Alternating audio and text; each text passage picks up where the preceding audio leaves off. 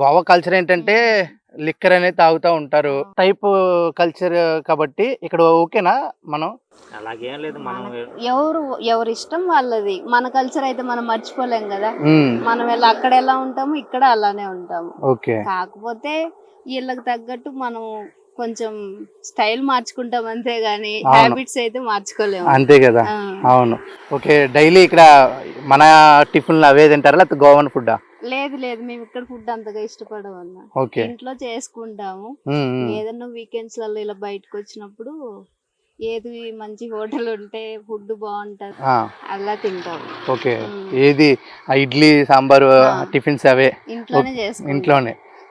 నీకేమి ఇష్టం? Hello, tiffins ఇష్టం. టిఫిన్సేనా? ఇడ్లీ, దోశ, వడ, పూరి ఇవే ఇష్టం. ఓకే, ఫుడ్ మీకు బాగా ఇష్టమైంది ఏంటండి గోవాలో?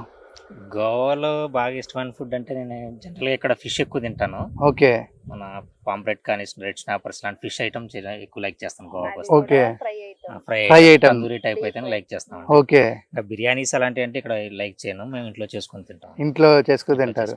ఓకే, ఇప్పుడు నార్మల్ గా మనం ఊర్లో ఫ్రెండ్స్ అనే గ్యాంగ్ ఎక్కువ ఉంటది మనకి. అవును, ఇక్కడ ఫ్రెండ్స్ గ్యాంగ్ ఉండదు. అవును, ఏర్పాటు చేసుకున్నారు ఎవరైనా ఫ్రెండ్స్ ని? ఫ్రెండ్స్ అంటే యాక్చువల్ గా మాలో వర్క్ చేసే అంత కొలీగ్స్ అందరూ ఆంధ్ర నుంచి వచ్చిన వాళ్ళే. ఓకే, మాకంతా బ్యాచ్ ఒకటి ఉంటది, అందులో కూడా ఇక్కడ లోకల్ పీపుల్ కూడా 2-3 బాగా అలవాటు అయ్యారు నాకు. ఓకే, పార్టీ చేసుకుంటా ఉంటారా? పార్టీ జనరల్ చేసుకుంటాం, వీకెండ్ అంటే ఫ్యామిలీస్.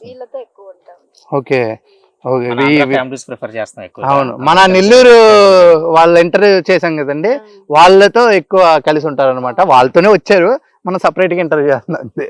ఓకే,